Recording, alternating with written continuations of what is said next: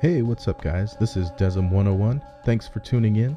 Today I wanted to talk a bit about the Gradius series, an awesome series of shooters from Konami, which originated back in 1985. It was ported to the NES, so I brought out some of my games from the series, and here's the first one. It's part of that gray box or gray label series from Konami. And it's a really impressive game. It pioneered that power-up system where you get a certain number of power-up items and you're able to select specific types of weapons that you can power up from that point. So it had a sequel, Gradius 2, which was only released on the Famicom in Japan, which is another awesome game, which was released in the arcade first, so it was a port. And then Life Force is actually part of the Salamander series, which does coexist with Gradius series. So I've seen an anime where they actually have both of these storylines and kind of the whole situation going on with both of those series. In it, you see the same bunch of references. So the Life Force one has always been kind of more biomechanical, where the Gradius is more, I guess, electronic or technology based. Here's another one from the series. This is Gradius 5 from the PS2. I think this is a really awesome game. This is actually a reproduction cover that I made, but here's the game there. But this one's developed by Treasure, so it's handled really well. It's different, it's quite a bit different, but it adds a lot to the series. I have a video on that. And then on the kind of side series is Parodius. There's one of the Parodius games for the Saturn. This one's got the deluxe pack, so games from the series on here. And I just had to mention this one, Konami YY World 2, which does have an appearance from Vic Viper, the Gradius ship in there. So really cool game with all the Konami characters in there. Recommend that. So my history with Gradius is I didn't see the arcade game until much after it came out. When I saw it was actually at a babysitter's house, or like an after school place where me and a few people would go to, you know, before our parents would get home and pick us up. And they had this game one day randomly. I think they were borrowing it from somebody, but there was about 5 or 6 of us kids that would go over there. And this day that we were there, we were just amazed watching this game, and everybody took turns trying it, and we could never beat the first level. So it always stuck with me as being this really hard game, and it still is that way. I still feel like it's an incredibly difficult game, but thankfully I've been able to beat the first one on the NES because it's quite a bit more simplified than the arcade. And I actually did beat Gradius 2 finally, but it was through save state abuse through the EverDrive, so not really a legit way to beat it. That's a really tough game, and that's kind of a common thing for Konami, and it really makes me think of that classic 8-bit difficult style, where it's just insanely difficult and a little bit frustrating at times, but at the same moment it's also really incredibly satisfying if you can beat those things. It's like an amazing accomplishment. So I've always been really into the series. Ever since then, I didn't really, you know, go and look for it actively. I do remember Life Force a lot too. Everyone seemed to have that game. It was really common growing up, so you'd always play that one and use the codes to get extra lives and stuff like that. And you know, it's a good 2-player game. But later on, I feel like when the Super Nintendo came out and Gradius 3 was there, I just really was like, okay, this series is amazing. This is a really, really good series. Just the aesthetic, the look and the feel, how it plays is incredible. And even though it had the slowdown at the time, I just thought it was a beautiful looking game. And I didn't see that in the arcades either. So I did grow up hanging out in a lot of arcades back in the day. But just, I guess, the arcades that I went to didn't have that. So that was kind of a bummer that I didn't see that game. And then later on, I think after high school, there was a couple arcades where I actually did see Gradius. And so I was like, okay, that's kind of when I realized this is a port, because I didn't know. I mean, it says on the label that it's an arcade hit, but I didn't really notice that at the time. And when I was younger, I didn't own this game. I don't know if you can see that, but it says 1 million. Oh, never mind. It says 1 million sold in Japan.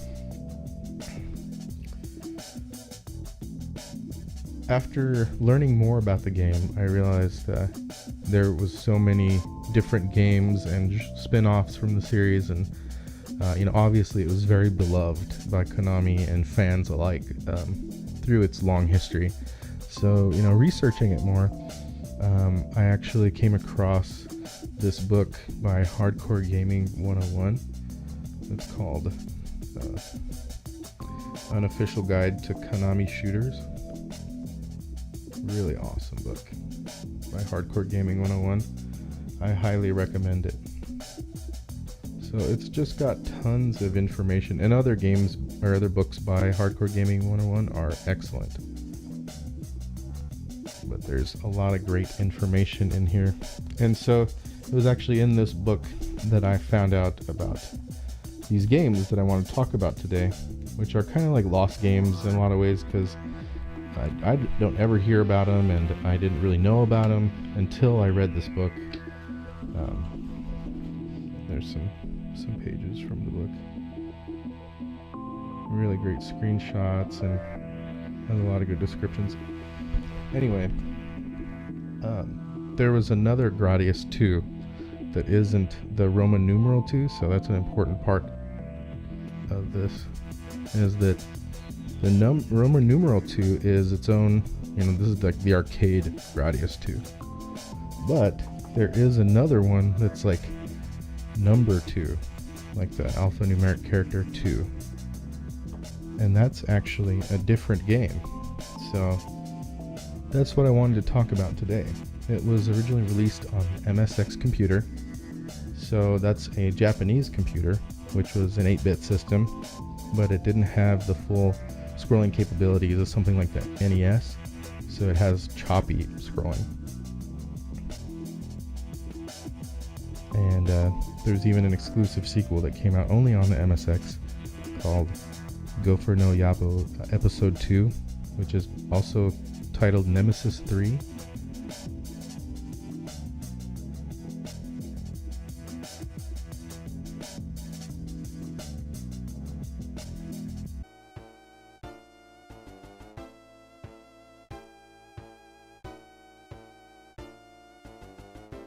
First up, let's have a look at Nemesis 2, aka Gradius 2, on the MSX.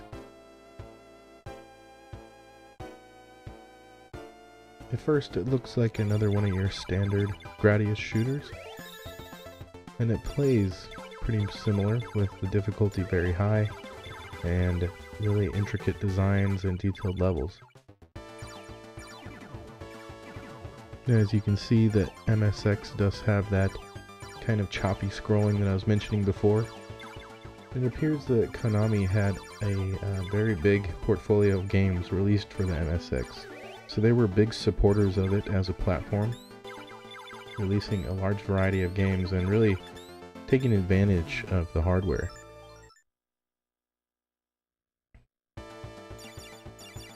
Notice these statues, the kind of gargoyle faces in the background.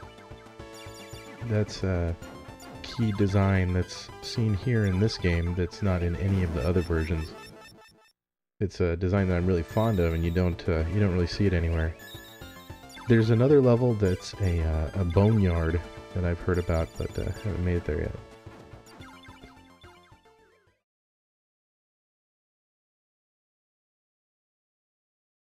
Alright, so Nemesis 90 Kai is an update that Konami did for the Sharp X68000.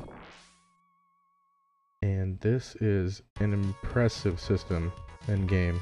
I know I said that earlier, but I just really can't emphasize that enough. As a big fan of the series, you can really see that the model of the Vic Viper is very accurate to all the other arcade versions. And they just added a lot of loving detail to the game. And one of the neat things about the system is it has multiple MIDI options. So if you actually do have one, you can set up different MIDI sound interfaces for it that will output different options, different sound banks that it's compatible with. So GameSack did a really great review of the system if you're more interested in it. This is actually captured from emulation, so I don't have one of these.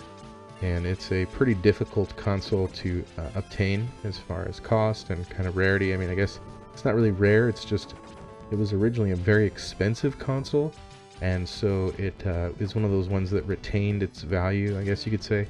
So it's still very expensive, and you have to import it, and you know, the games are really expensive, but they're very accurate ports of arcade games and very high performance level games. As far as for the time period when it came out, it was capable of some amazing feats of hardware in terms of things like super scaling and colors and you know, just the amount of options. So you can really see it here. I feel like this game is an excellent example of the beautiful detail and you know, extreme difficulty that you see in Gradius games.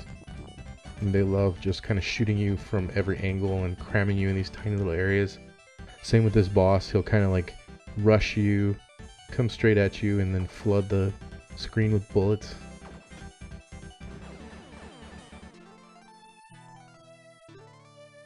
So the PSP actually got a release on the Salamander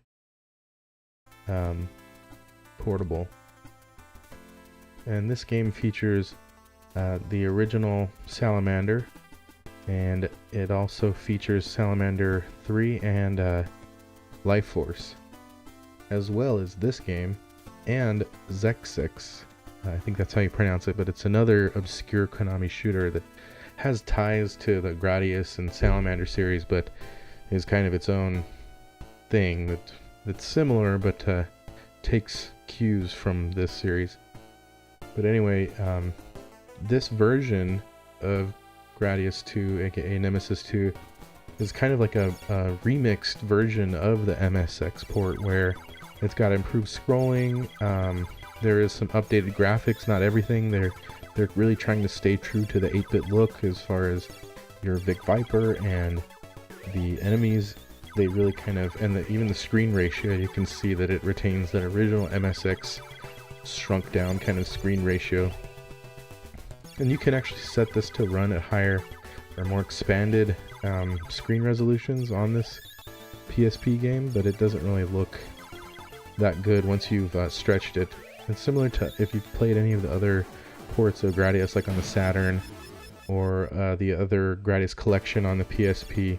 You can set the video modes to expand more, but they start to have this really horrible smudgy edge kind of look to the lines, where you can tell that it's stretching it. It's not actually using the same pixels. It's not like upscaling it, it's just stretching it.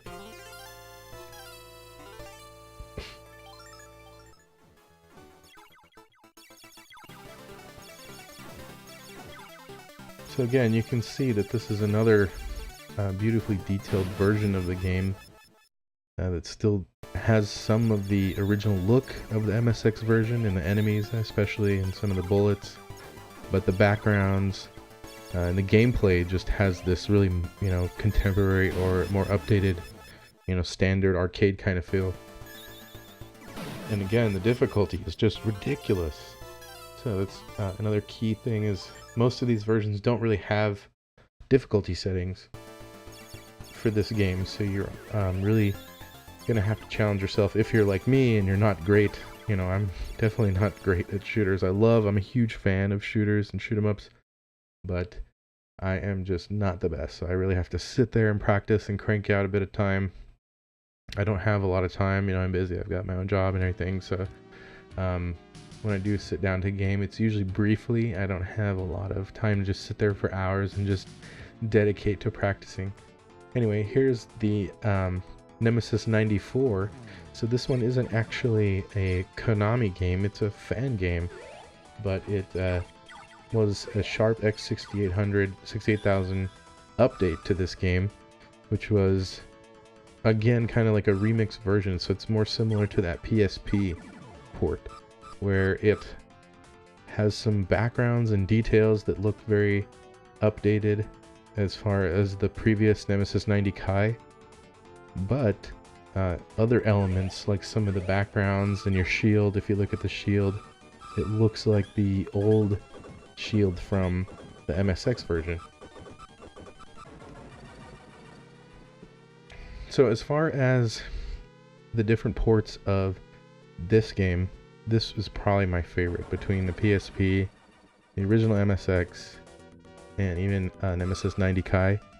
And those are the two ones I really like a lot, are this one and Nemesis 90 Kai. Are both extremely impressive games. I think part of that is because of the X68000. It's a really impressive computer. I'm just pretty amazed with it, and I think part of the intrigue of this game is that it was on that platform, and that there's two versions of it. And this fan-made port is just, I mean, it could pass as a real original version. It's done so faithful to the original game, and it's actually a lot of fun. Again, you know, it's really challenging, but it's still, the payoff is great when you can sit here and just crank through a few levels. You just feel like you're so amazing if you can make it through. At least I do. I don't know, other people can probably get through the whole game.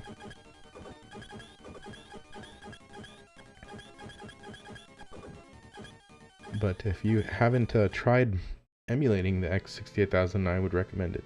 I'm a fan of emulation. I know it's not 100% legal, but that's one of those cases where I think it's, you know, for the sake of video game preservation and even user experience kind of awareness, those things are important to have access to, you know, for education, and because I'm really into that historical value. You know, I think, yeah, it's fun, but there's a lot of really fascinating components to finding these games and having not known about them before. Okay, and the last one today is Nemesis 3, aka Gopher no Yabo Episode 2. So this one is exclusive to the MSX. It never had any updates. You can actually play it on the Konami Antiques MSX collection on the Saturn or the PlayStation 1. But that's about the only way you're going to play it, is still through an emulation of the MSX. But this game is really beautiful for an 8-bit game. I would, you know, really try to push someone to play it, because it might not look as impressive as you would think, but it plays really well and it's very challenging. And it just feels like a missing piece of that Konami history and puzzle as far as the Gradius series goes. So yeah, that's pretty much going to wrap it up from here, guys. Let me know what your thoughts are on the Gradius series. If you've played it, if you've known about these games, tell me how you found out about them. And if you play them at all, or if you want to check them out, I'll leave some links in the description that'll give you some access to where to find out more about these.